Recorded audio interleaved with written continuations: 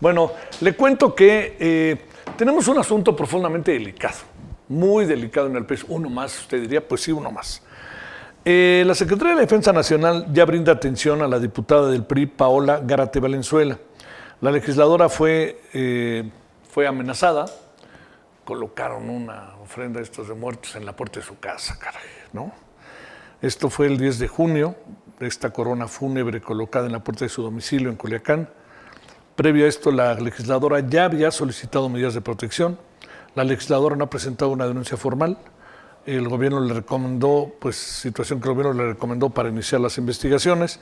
Pues casi yo diría que por principio el gobierno debería de tener todo este proceso, ¿no? De cuidado, es un principio de cuidado de los ciudadanos, y más en un estado como Sinaloa, y más con una diputada, y más si es una diputada de oposición. Bueno, Paola Gárate Valenzuela, diputada por el PRI allá en Sinaloa. ¿Cómo estás, Paola? Gracias por tu tiempo, diputada. Buenas tardes. Javier, buenas tardes. Al contrario, gracias a ti por la oportunidad de conversar contigo, con tu equipo y sobre todo con el amable auditorio. Bueno, a ver, déjame plantearte, quizá sé que en diferentes medios que has estado lo has comentado. ¿No te importa que empecemos ahora sí que el ABC? Exactamente qué es lo que ha venido pasando, qué es lo que supones detona las cosas y cómo se fueron dando, Paula. Mira, como me pides que haga cronológicamente una narración. Por favor.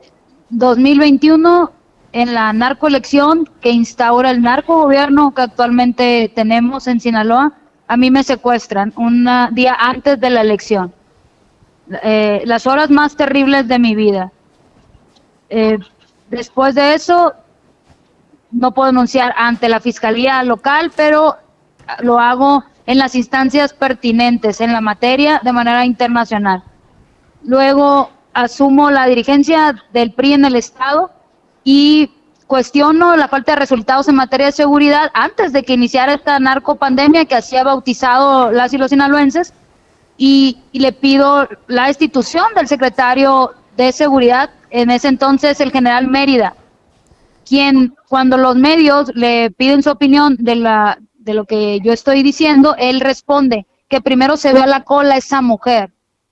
Lo denuncio por violencia política en razón de género. No lo hubiera respondido así si hubiese sido un hombre que nos sentaba a la dirigencia, y no lo estaba yo cuestionando por algo personal, sino por el encargo que tenía como secretario de Seguridad y que no estaba dando resultados. Entonces, esa denuncia que yo interpongo la desechan más rápido que inmediatamente. Acto seguido, en la campaña, el candidato a senador por Morena tiene varias denuncias interpuestas por acoso sexual y en todas mis declaraciones yo lo menciono como el candidato acosador al Senado de la República de Morena. Aclaro esto porque estoy narrando hechos anteriores, lo tengo que aclarar, no me estoy refiriendo a él así, porque él me demandó a mí por daños a la moral, a su buen nombre, a su prestigio, a su honorabilidad. ¿Y qué creen? Pues esas denuncias sí procedieron. De manera inmediata me giran medidas cautelares, las acato, sigo intentando defenderme, apelando, pero en todas las instancias él gana. Entonces, con 2 personas de la lista de 10 que el gobierno de Estados Unidos ha solicitado su detención con fines de extradición, tengo estas situaciones legales en el 2023 con Mérida, 24 con la otra persona, Enrique luego en octubre, Enrique Insunza.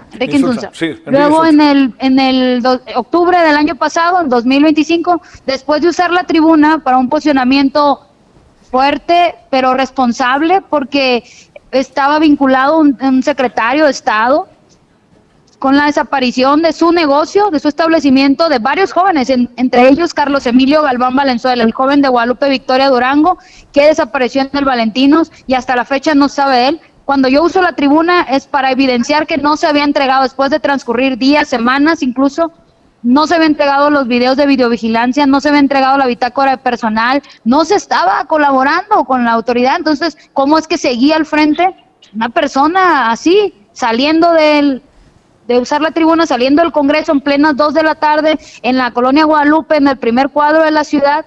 Me encañonan, supuestamente por quitarme la camioneta. Acudo a la fiscalía, presento la denuncia formal, luego aparece la camioneta a las horas, pero el hecho se consumó, el delito se llevó a cabo. hasta la fecha no me han dado ningún informe de avances en esa investigación de esa carpeta, como a la mayoría de los sinaloenses, el 99.1% de los que interponen denuncias. Sin embargo, el miércoles que yo recibo ese mensaje, porque eso es un claro mensaje para quienes vivimos en Sinaloa y en cualquier parte, ¿no? Ajá. Yo lo primero que hago es hablar al 911, después de que toman mi reporte. Me acuerdo que lo único que he conseguido con esas medidas de solicitud formal a la presidenta, a la secretaria de Gobernación, al secretario de las Fuerzas Armadas, a la Marina, al secretario de Seguridad y Protección Ciudadana, a la Guardia Nacional, la única respuesta que tuve verbal fue que me contactó el coordinador de la Guardia Nacional en el estado, general Ulises Tadeo. Me dijo que me invitó a su oficina, fui a la Guardia Nacional allá, me dijo que tener su contacto, esa era la protección que podía brindárseme, que esa era la instrucción que tenía, y le dije, bueno, general, respóndame eso por escrito, porque yo he hecho la solicitud por escrito. No, me dice, tendría que contestar a quien usted le ha solicitado. Tenía razón, volví a solicitarla, sobre todo cuando la presidenta pide más pruebas de esta solicitud formal de Estados Unidos. Digo, no es cómodo ni es algo que yo quisiera hacer, pero lo tuve que hacer público porque si le faltaban pruebas a la presidenta, pues aquí había una sobreviviente.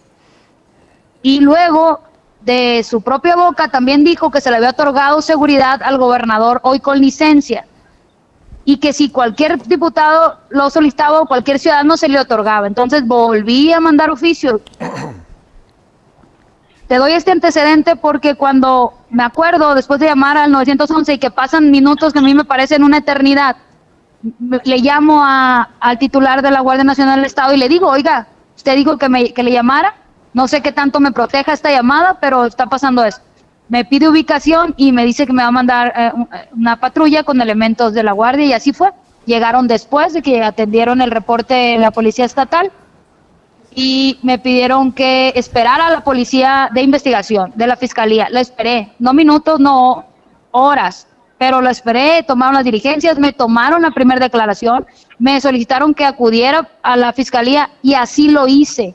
Hay pruebas, hay fotografías, hay testigos, porque al Congreso llegaron varias personas, líderes sociales, activistas de causas en Sinaloa, de labores altruistas, que encabeza Ángeles Nocturnos, Jorge Peralta, llegó ahí Manuel Cloutier, inclusive llegó a la Fiscalía a acompañarme, estaba yo, hice toda mi declaración. Entonces le están llegando información falsa al secretario, ¿no? Porque lo que hoy menciona no corresponde a la realidad, a lo que ha acontecido. Incluso el viernes la gobernadora interina declara que yo tengo seguridad, que tengo equipo de la Sedena, de Harfus, de la Guardia.